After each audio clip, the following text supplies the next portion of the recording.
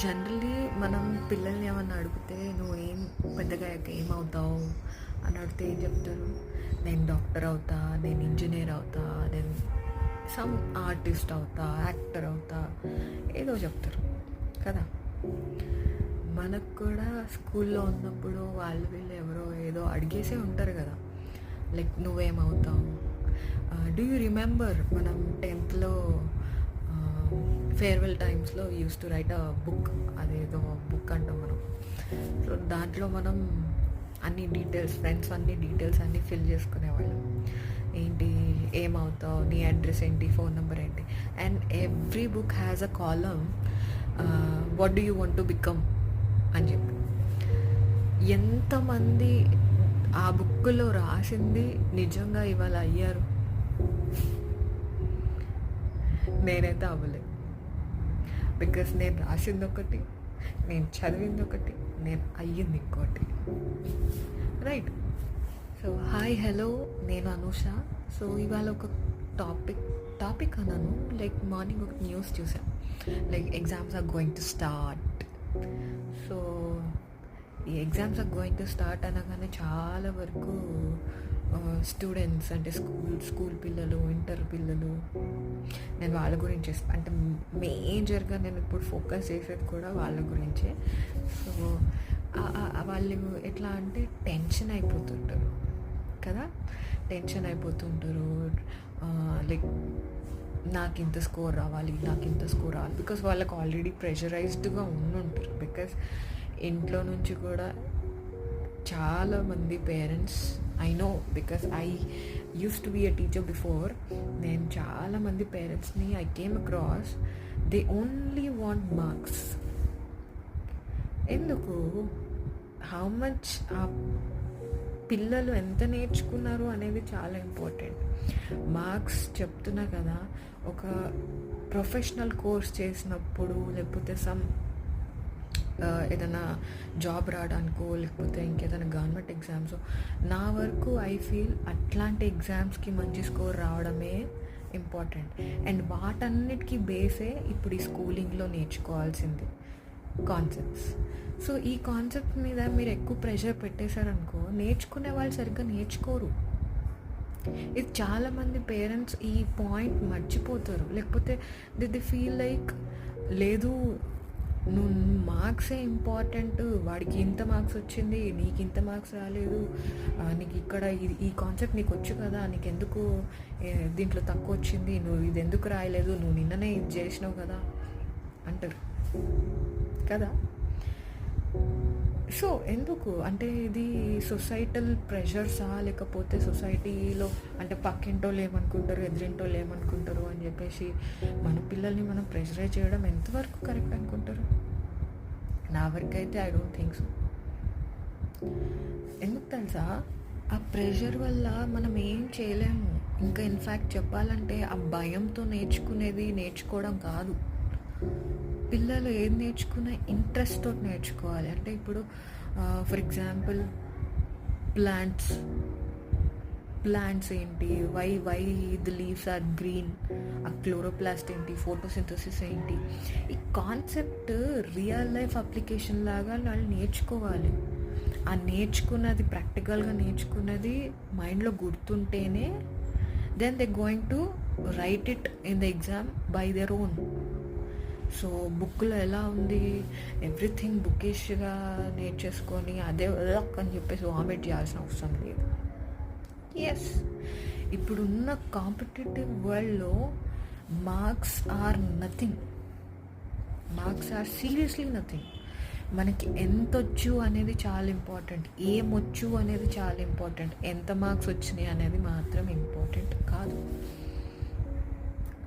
Seriously, because there are so many cases where I can see రియల్గా ఎగ్జామ్స్లో. ఎందుకంటే ఒక సేయింగ్ ఉంటుంది, ఎట్లా అంటే మనం నేర్చుకున్నది, లేకపోతే మన హార్డ్ వర్క్ అనేది మనకు ఉపయోగపడాలి. అదే మనం ప్రాపర్గా యూటిలైజ్ చేసుకోలేకపోయినామో, లేకపోతే somehow we missed a chance. మనం అదే నేర్చుకున్నది పక్కనోడి కోసం యూటిలైజ్ చేసి వాడిని రేజ్ చేయడానికి ఇంప్లిమెంట్ చేయాల్సి వస్తుంది. అంటే సింపుల్గా ఏంటంటే,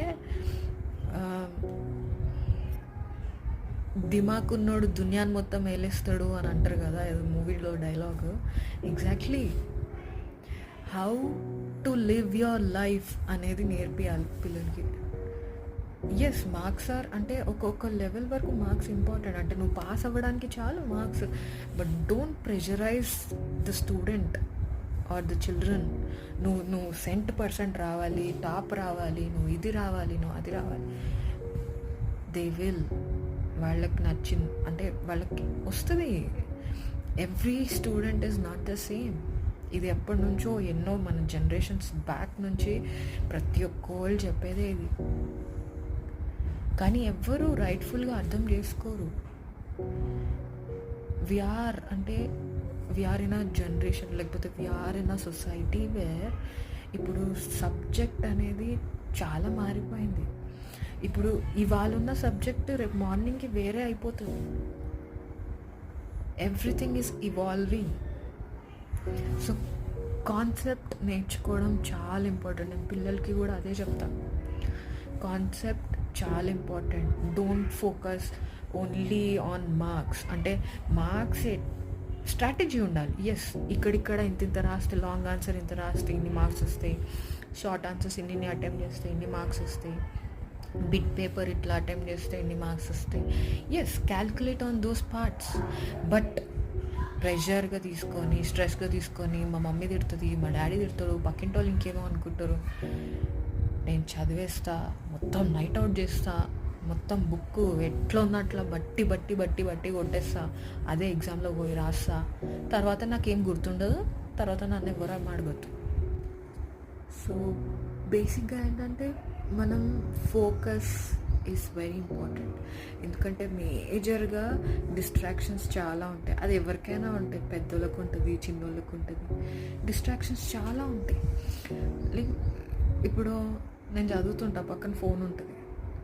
సడన్గా అది ఎట్లా అంటే బుక్ మీద అయి ఉన్నా కూడా ఇట్లా ఫోన్ మీదకి వెళ్ళిపోతుంది.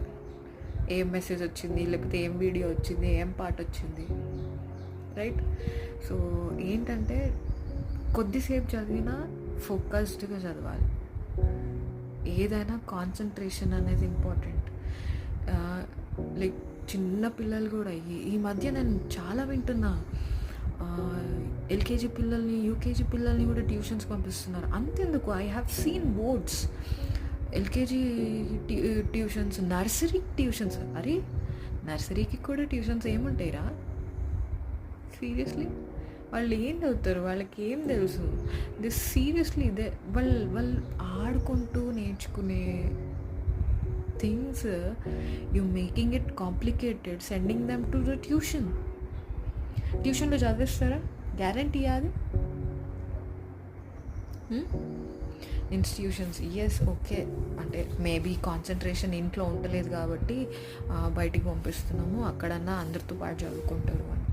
మరి అందరితో పాటు చదువుకుంటున్నప్పుడు అందరికీ సేమ్ మార్క్స్, సేమ్ ర్యాంకే రావాలి కదా? రాదు మరి. ఎందుకంటే everyone has their own brains. So ఎవరు ఎంత చదువుతారో, మొత్తం చదివేసిన వాడికి అన్నీ రాదు. మొత్తం చదివేసిన వాడికి ఇట్ ఈస్ నాట్ మ్యాండేటరీ వాడు అన్నీ రాసిస్తాడు అని. అట్లాని కొంచెమే చదివినోడు వాడు ఏం చదివిండు కొంచెమే రాస్తాడు అని కూడా కాదు. కొంచెం చదివినోడు ఏమో తెలివి యూజ్ చేసుకొని ఇంకా పెద్దగా రాయొచ్చు నాలంటారు. సీరియస్లీ, నా ఎక్స్పీరియన్స్ చెప్తా ఒకటి ఎగ్జాంపుల్.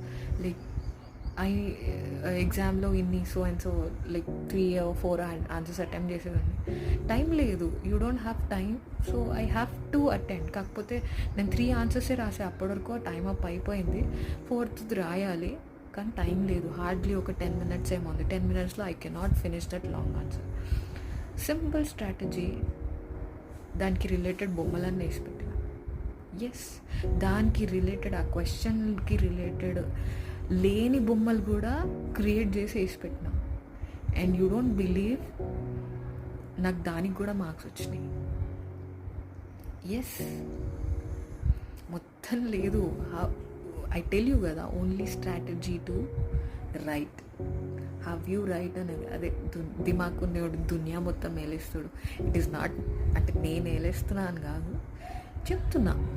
సింపుల్ స్ట్రాటజీ అంటే how you utilize the resources. ఆ మూమెంట్కి, ఆ టైంకి ఎట్లా యాక్ట్ చేయాలి, అంటే అది ఏం చేయాలి, ఏం రాయాలి అనేది చాలా ఇంపార్టెంట్. సో హోప్ఫుల్లీ ఎవ్వరు కూడా ఇది మోస్ట్ ఆఫ్ ది స్టూడెంట్స్ ఎవ్వరు కూడా టెన్షన్ పడద్దు, రిలాక్స్డ్గా రాయండి. ఎస్, ఆ టెన్షన్ అందరి పేరెంట్స్కి ఉంటుంది, అందరి స్టూడెంట్స్కి ఉంటుంది. But relax. ఏం రాయాలి అనేది ఒక్కటే తెలుసుకోవాలి. ఇన్ని మార్క్స్ వచ్చేయాలి అని మాత్రం మైండ్లో ఉండొద్దు. ఇన్ని మార్క్స్ రావాలి అనేది మైండ్లో ఉంటే మాత్రం మనం ఏం రాయాలి అనేది మర్చిపోతాం. Okay, so all the best for all the students out there. Bye bye.